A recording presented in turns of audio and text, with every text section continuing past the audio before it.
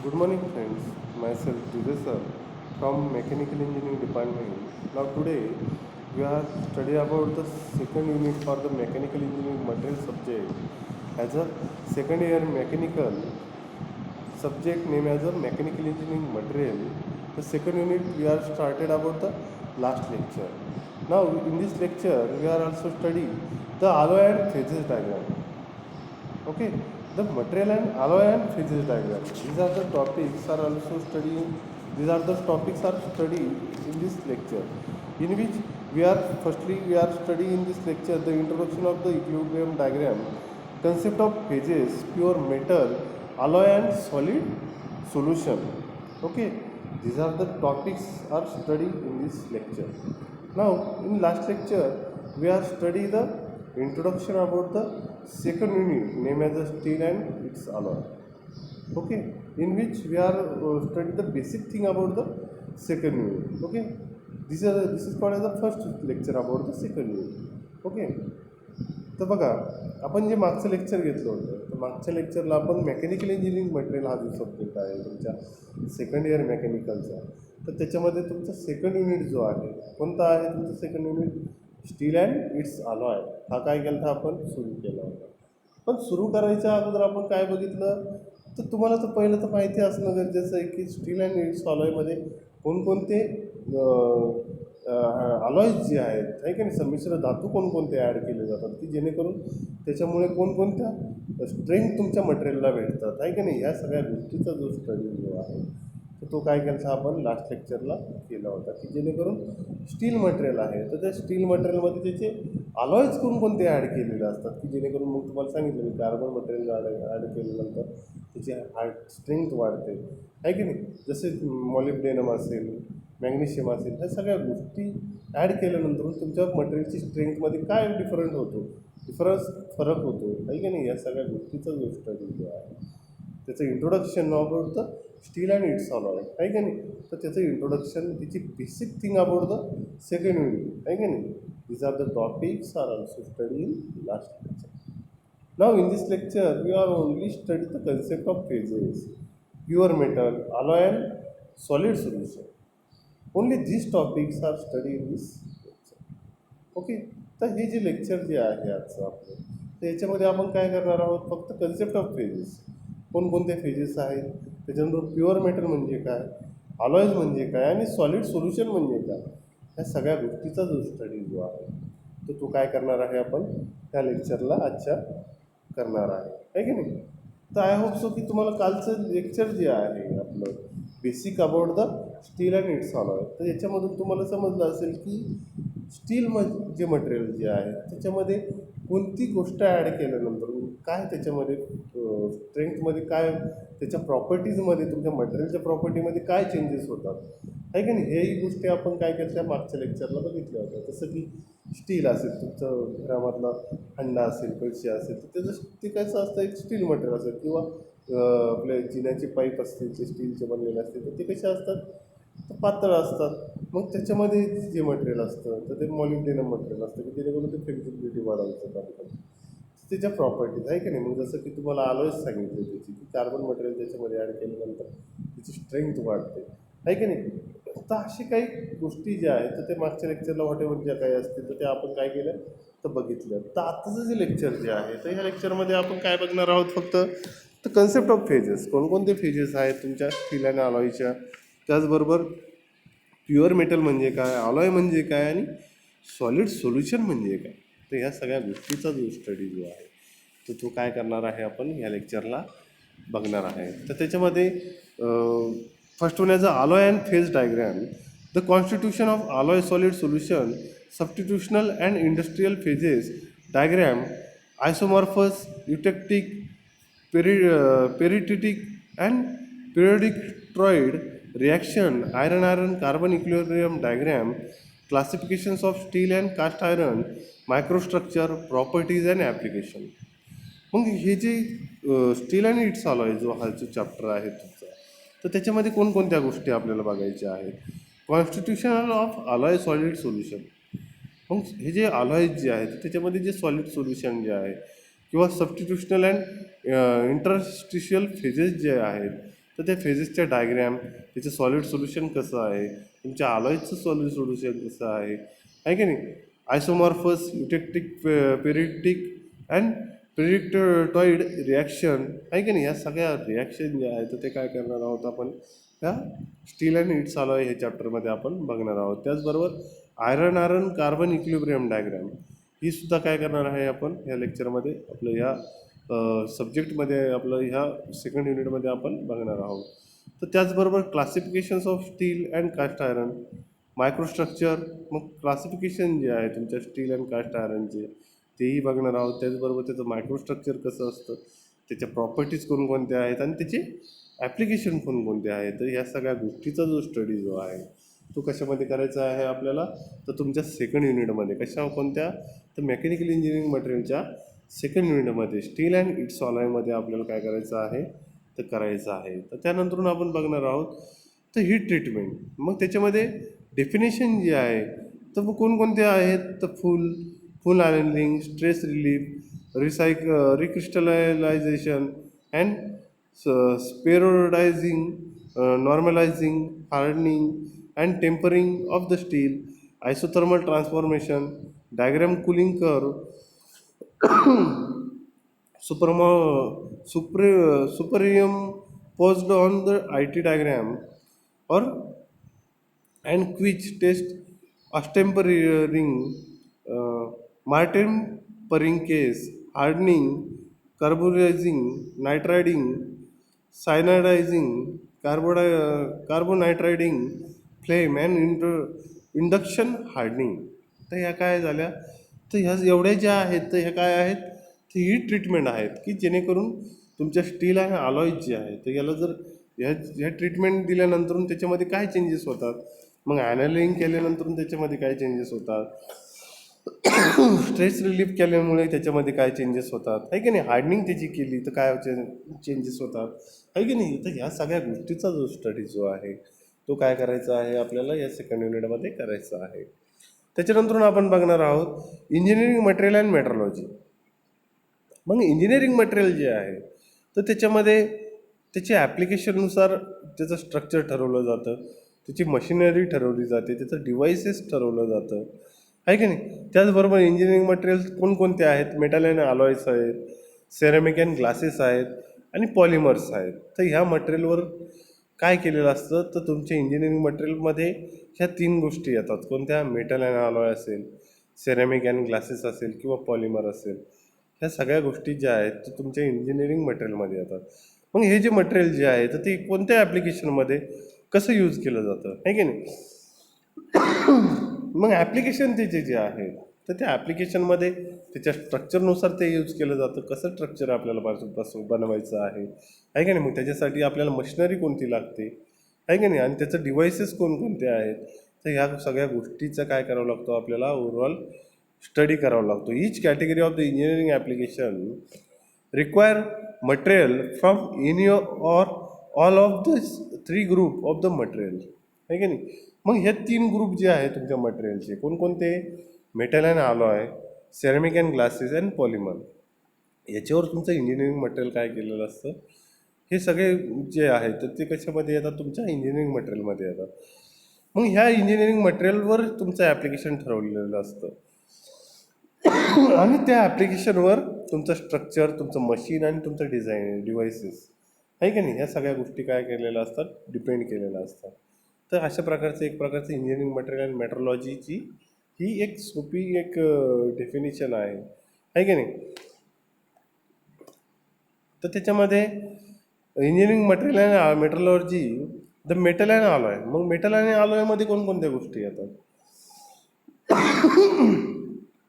तर मेटल आणि अलॉयमध्ये तुमचं स्टील असेल, ॲल्युमिनियम असेल, कॉपर असेल, सिल्वर असेल, गोल्ड असेल, ब्रासेस असतील, ब्रोन्झ असेल, मॅगनीन असेल, त्याच्यानंतर सुपर अलॉय असेल, बोरॉन, रेअर अर्थ मॅग्नेटिक अलॉयज. तर ह्या सगळ्या गोष्टी ज्या आहेत तर हे कशामध्ये येतात, तुमच्या मेटल आणि इट्स अलॉयमध्ये येतात.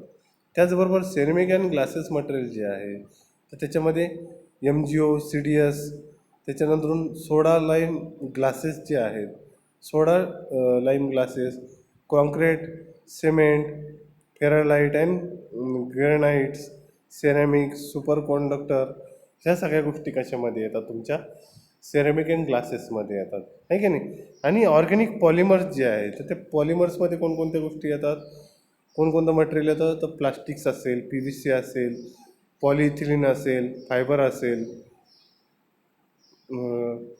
ट्रायलिन असेल, त्याच्यानंतर नॅचरल रबर असेल, आहे का नाही. तर ह्या सगळ्या गोष्टी ज्या आहेत तर ते कशामध्ये येतात तुमच्या ऑर्गॅनिक पॉलिमर्समध्ये येतात, आहे की नाही. तर construction of alloy and phases diagram. मग जे कन्स्ट्रक्शन ऑफ अलॉय म्हणजे अलॉयचं कन्स्ट्रक्शन कसं असतं किंवा अलॉयज जे आहेत तुमचे त्याच्या फेजेस डायग्राम कशा असतात, आहे की नाही. तर कन्स्ट्रक्शन आहे alloy. Construction, establishment, foundation, creation, formation, structure. मग हे कन्स्ट्रक्शन एखाद्या गोष्टीचं तुम्हाला करायचं आहे, जसं की तुम्हाला घर बांधायचं आहे, तर घर बांधण्यासाठी तुम्हाला काय करावं लागतं, पहिले तर जागा बघावं लागते, त्याचं कसं इस्टॅब्लिशमेंट होईल, मग त्याच्यामध्ये फाउंडेशन कसं असणं गरजेचं आहे की नाही. इस्टॅब्लिशमेंट तुम्हाला करायची आहे त्या जागेची, तर त्याचं फाउंडेशन करताना त्याच्या जमिनीची पहिले चाचणी केली जाते की कोणत्या प्रकारची जमीन आहे, त्याच्यानंतर त्याचं फाउंडेशन कसं असेल, आहे का नाही. याचं एक सिम्पल डिझायनिंग केलं जातं, त्याच्यानंतर त्याचं क्रिएशन केलं जातं, मग त्याच्यामध्ये फॉर्मेशन करून त्याचं स्ट्रक्चर कसं केलं जातं, तर बनवलं जातं. तर अशा प्रकारचं एक प्रकारची तिची सायकल आहे की नाही कन्स्ट्रक्शनची. तर त्याच प्रकारे तुमचं हे कन्स्ट्रक्शन ऑफ अलॉय अँड फेजेसची डायग्राम आहे की जेणेकरून त्याच्यावर काय करतं तुमचं जे मटेरियलची जी स्ट्रेंथ जी आहे ते त्याच्या स्ट्रक्चरवर त्याच्या फेजेसवर काय केलेले असते डिपेंड केलेले असते, आहे का नाही. तर alloys and alloy is define as a combination of to or more element. मग हे जे अलॉय जे आहेत तर हे कशाचे बनलेलं असतं, कॉम्बिनेशन केलेलं असतं. कशाचं, दोन किंवा त्याच्यापेक्षाही जास्त एलिमेंटचं कॉम्बिनेशन करून काय केलेलं असतं, हे जे अलॉय मटेरियल जे आहे तर ते काय केलेलं असतं, बनवलेलं असतं. Of each one of the element should be a metal in a major proportion. मग ह्याच्यामध्ये काय केलं असतं, of each one of the element should be metal in a major proportion. Metal जे मटेरियल जे आहे ह्या अलॉयजमध्ये जास्त प्रमाणात काय केलं असतं, मेटलचे एलिमेंट जे आहे one of the element should be a metal of the major proportion. मग त्याच्यामध्ये मेटल मटेरियल जे आहे हे काय केलं जातं, जास्त प्रमाणात काय केलं जातं, जास्त प्रपोर्शननुसार काय केलं जातं, यूज केलं जातं. आणि त्याच्याबरोबर काय केलं जातं, दोन किंवा जास्त इलिमेंट्स जे आहेत तुमच्या ह्याचे मेटलचे, आहे की नाही, अलॉयजचे, तर ते काय केले जातात त्याच्यामध्ये मिक्सअप केले जातात. The others could be metal और non metal, for example brass, steel, आहे की नाही. मग काही मेटल जे आहेत ते कसे असतात, नॉन मेटल असतात, तर काही मेटल जे असतात ते मेटलिक असतात. तर त्याच्यामध्ये नॉन मेटल मटेरियल जे आहे तर ब्रास असेल किंवा स्टील असेल, आहे का नाही. स्टील कसं आहे मेटलिक मटेरियल आहे, पण ब्रास जे आहे कसं आहे नॉन मेटलिक मटेरियल आहे का नाही. तर अशा प्रकारचे जे one or two element or more element काय केले जातात ह्या अलॉयमध्ये ॲड केले जातात. पण जास्त प्रपोर्शनमध्ये काय असतं, तर एक प्युअर मेटल जे असेल त्याचं प्रमाण जे आहे जास्त प्रपोर्शनमध्ये यूज केलं जातं.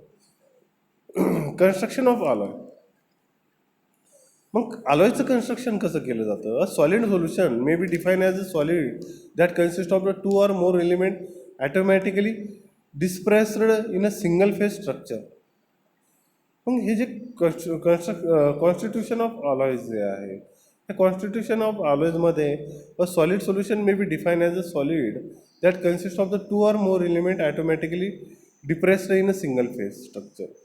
जे एक सिंगल फेज स्ट्रक्चर असतं त्या सिंगल फेज स्ट्रक्चरमध्ये दोन आणि त्याच्यापेक्षाही जे मोर एलिमेंट जे आहे ते ॲटोमॅटिकली काय केले जातात, डिप्रेस केले जातात. ते मिक्सअप करून ते काय केले जातात, हे सिंगल फेज स्ट्रक्चरमध्ये बनवले जातात, आहे की नाही. A solid solution is composed of two part. आणि हे जे सॉलिड सोल्युशन जे आहे हे काय केलं जातं, कॉम्पोज करून बनवलं जातं. त्याचं जे स्ट्रक्चर जे आहे ते काय केलं जातं, कॉम्पोज करून बनवलं जातं. मग त्याच्यामध्ये दोन किंवा जास्त एलिमेंट जे आहे ते ऑटोमॅटिकली काय केले जातात, डिप्रेस्ड करून त्याचं एक सिंगल स्ट्रक्चर काय केलं जातं, सिंगल फेज स्ट्रक्चर काय केलं जातं, बनवलं जातं. त्याला आपण काय म्हणतो, कॉन्स्टिट्यूशन ऑफ अलॉयज आपण म्हणतो. त्याच्यामध्ये सोल्यूट जे आहे, the solute is the major part of the solution of the material which is dissolve. मग हे जे सोल्यूट मटेरियल जे आहे तर ते काय होतं, तर डिझॉल्व होतं बाकीच्या मटेरियलमध्ये, आहे की नाही. ते काय करायचं काम करतं, विरघळून जायचं काम करतं solute material. A solute is the major part of the solution or the material which is dissolve. ते काय होतं, तर अदर मटेरियलमध्ये काय केलं जातं, डिझॉल्व केलं जातं. त्याला आपण काय म्हणतो, सोल्यूट मटेरियल म्हणतो. आणि सॉल्वंट मटेरियल जे आहे, solvent constitute the major proportion of the solution. Both the solute and solvent can be solid, liquid or gases. मग हे जे सॉल्वंट मटेरियल जे आहे तर ते कशामध्ये असतं, ते एक प्रकारे सॉलिड असेल किंवा लिक्विड असेल किंवा गॅस पर्पजमध्ये असतं. तर ते काय केलं जातं, सॉल्वंट कॉन्स्टिट्यूट आपण त्याला म्हणतो, the major proportion of the solution. आहे का नाही. हे जे सॉल्वंट कॉन्स्टिट्यूट जे आहे तर ते काय असतं, जास्त प्रपोर्शनमध्ये यूज केलं जातं. तर ते सोल्यूटमध्ये काय केलं जातं, मिक्सअप केल्यानंतर सोल्यूट काय होतं, त्याच्यामध्ये डिझॉल्व होतो. आणि डिझॉल्व झाल्यामुळे त्याची एक सिंगल फेज स्ट्रक्चर जे आहे तर ते काय होतं, तुमच्या मटेरियलचं तयार होतं. त्याला आपण काय म्हणतो, कॉन्स्टिट्यूशन ऑफ अलॉयज आपण त्याला म्हणतो. जे कॉन्स्टिट्यूशन ऑफ अलॉयज जे आहेत, अ solid solution may be define as a solid that consist of the two or more element automatically depressed in a single phase structure. त्याच्यामध्ये दोन किंवा जास्त मेटल जे मॉलिक्यूल जे आहेत ते काय केले जातात, मिक्सअप करून ते काय केलं जातं, तुमचं कॉन्स्टिट्यूशन ऑफ अलॉयज जे आहे ते काय केलं जातं, बनवलं जातं. मग त्याचं क्लासिफिकेशन जे आहे, कॉन्स्टिट्यूशन ऑफ अलॉयज, तर त्याचं क्लासिफिकेशन कसं केलेलं आहे बघा. तर क्लासिफिकेशन्स of alloy, first one as a pure metal, second one as a solid solution and third one as a intermediate phase. आहे की नाही. अशा 3 प्रकारे काय केलेलं आहे, तुमचं क्लासिफिकेशन केलेलं आहे. कशाचं, तर तुमच्या अलॉयजचं, म्हणजे जे संमिश्र धातू आहे तर त्या संमिश्र धातूचं काय केलेलं आहे, तर 3 प्रकारे काय केलेलं आहे, क्लासिफिकेशन्स केलेलं आहे. तर first one as a pure मेटलमध्ये, second one as a solid सोल्युशनमध्ये and third one as a intermediate फेजमध्ये. त्याच्यानंतर constitution of alloy and phase diagram.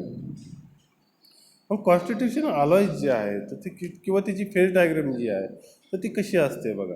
तर त्याच्यामध्ये सॉलिड सोल्युशन जे आहे, तर solid solution is the simplest type of alloy. मग हे जे सॉलिड सोल्युशन जे आहे तर हे कसे असतात, तर एक प्रकारचे सिम्पलेस्ट टाईप्स ऑफ अलॉयज, म्हणजे सिम्पल टाईपचे संमिश्र धातू असतात ते, आहे का नाही, जे सॉलिड सोल्युशन असतात. A solution can be define as the homogeneous mixture. मग हे सोल्युशन जे आहे ते कशाने डिफाईन केले जातात, तर एक प्रकारचं होमोजिनियस मिक्सचर त्याच्यामध्ये काय केलं जातं, यूज केलं जातं. In which the atom or molecule of one substance are depressed at random into another substance. मग हे जे ॲटम जे आहे तुमच्या जे सॉलिड सोल्युशनचे जे ॲटम जे आहे, which is atom or molecule, atom आणि मॉलिक्यूल जे आहेत तुमच्या जे अलॉयजचे, ते काय केले जातात, one substance are depressed at random into another substance.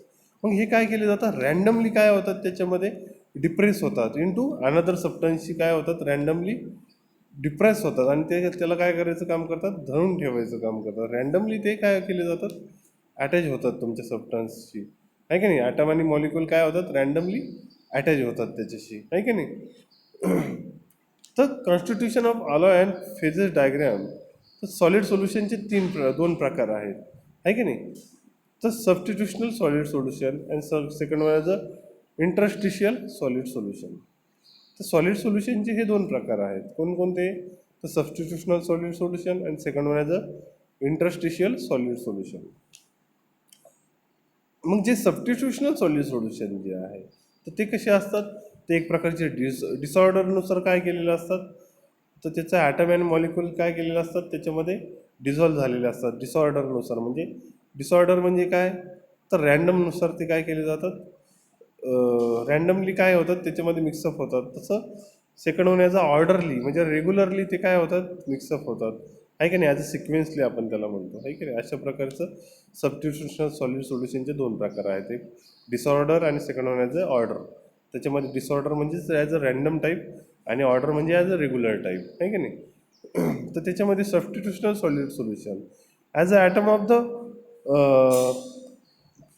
permanent metal or solid metal are replaced or substitute by atom of the alloying metal solvent metal. मग याच्यामध्ये तुम्हाला दिसतंय बघा, कॉन्स्टिट्युशनल सॉलिड सोल्युशन जे दिसतं आहे तुम्हाला, तर त्याच्यामध्ये जे मेटल जे आहेत किंवा अलॉयज जे आहेत त्याचं प्रमाण जास्त असतं. पण जे ब्ल्यूवाले तुम्हाला जे मेटल दिसत आहेत तर ते कसे आहेत, एक प्रकारचे सॉल्वंट आहेत, पण ते कसे आहेत, तर रँडमली जे आहेत ते काय केलेले मिक्सअप झालेले. In this case the atom of the two metal of the alloy are the almost same size. तर ते कसे आहेत, तर ऑलमोस्ट सेम साईजनुसार आहेत, आहे की नाही, सबस्टिट्यूशनल सोल्युशनमध्ये ते, आहे की नाही. त्यानंतर बघणार आहोत order substitutional and interstitial compound. मग ऑर्डरली सबस्टिट्यूशन झालेले जे मॉलिक्युल आणि ॲटम आहेत किंवा इंटरस्टिशियल सबस्टिट्यूशन झालेले जे मॉलिक्युल आणि ॲटम्स आहेत, तर त्याच्यामधलं डिफरन्स आपण बघतो आहोत. Order substitutional and industrial compound. An element replace host atom of an already arrangement. तर याच्यामध्ये तुम्हाला दिसतंय बघा, जे सबस्टिट्यूशनल सॉलिड सोल्युशन जे आहे, तर त्याच्यामध्ये तुम्हाला दिसतंय बघा जे ॲटम ऑफ सोल्यूट आहेत रेड कलरचे आणि atom of permanent metal or solvent, आहे की नाही, ग्रीन कलरचे तुम्हाला दिसत आहेत बघा.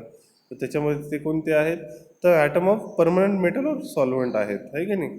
तर हे कसे झालेले, सबस्टिट्यूशनली ॲड झालेले आहेत, आहे की नाही, तुमच्या ॲटम ऑफ सोल्यूटमध्ये, आहे की नाही. ॲटम ऑफ सोल्यूट कशी काय झालेले आहे, तुमच्या atom of permanent metal and सॉल्वंटमध्ये कसे झालेले आहे, सबस्टिट्यूशनली काय झालेले आहे, अरेंज झालेले आहे. आणि arrangement replaced whose atom of an orderly arrangement. हे कसे झालेले आहेत, तर ऑर्डरली अरेंजमेंट झालेले आहेत, आहे की नाही. त्याच्यामध्ये ऑर्डरली तुम्हाला दिसतं आहे. त्याच्यानंतर इंटरस्टिशियल जे सबस्टिट्यूशन सॉलिड सोल्युशन जे आहे, तर त्याच्यामध्ये तुम्हाला बघा an element goes into hole in a orderly arrangement. तुमच्या जे atom of permanent metal or solvent जे आहे, तर त्याच्यामध्ये जे तुमचे ॲटम ऑफ सोल्यूट जे आहे तुमच्या इन्स्टिट्यूशनल सॉलिड सोल्युशनमधले, तर ते काय झालेले आहेत, तर होल जे आहेत तुमच्या ऑर्डरली अरेंजमेंट झालेले आहेत. त्याच्यामधले जे होल जे आहे तुमच्या atom of permanent metal or सॉल्वंटमधले जे होल जे आहे, तर त्याच्यामध्ये ॲटम ऑफ सॉल्यूट जे आहे, तर ते काय झालेले आहे, तर ऑर्डरली अरेंज झालेले आहे. त्याला आपण काय म्हणतो, इन्स्टिट्यूशनल सॉलिड सोल्युशन आपण त्याला म्हणतो, आहे की नाही. याच्यामधला दोन्हीमधला डिफरन्स तुम्हाला समजला असेल, आहे की नाही. त्याच्यानंतर म्हणतो आपण बघणार आहोत डिसऑर्डर और random type of solid solution, आहे की नाही. मग डिसऑर्डर किंवा रँडमली जे सोल्यूट मेटल आहेत तुमच्या ॲटम ऑफ सोल्यूट आणि ॲटम ऑफ परमनंट मेटल, आहे की नाही, तर ते काय झालेले डिसऑर्डरली काय झालेले अरेंज झालेले आहेत, इथं तुम्हाला दिसतंय बघा. त्याच्यानंतर तर अशा प्रकारचे जे सॉलिड सोल्युशन जे आहेत, अशा प्रकारचे जे ॲटम जे आहेत, तर अशा प्रकारे ते काय केलेले असतात, ॲड झालेले असतात, आहे की नाही. आणि रँडमली डिसऑर्डर और रँडम आपण म्हणतोय कशाला, तर ॲटम ऑफ सोल्यूट आणि ॲटम ऑफ परमनंट मेटल, आहे की नाही, ऑर सॉल्वंट. हे काय झालेले रँडमली पुढच्या स्लाईडमध्ये काय झालेले ॲड होऊन त्याचं एक प्रकारचं सॉलिड सोल्युशन तयार झालेलं आहे. तसं सबस्टिट्यूशनल आणि इंटरस्टिशियल हे जे आहेत तुमचे सॉलिड सोल्युशन, तर ते अशा प्रकारचं काय केलेलं असतं, त्याच्यामध्ये अरेंजमेंट केलेली असते तुमच्या एलिमेंट्सची, आहे की नाही. आय होप सो की तुम्हाला हे लेक्चर समजलं असेल. ओके, ठीक आहे, थँक्यू. थांब.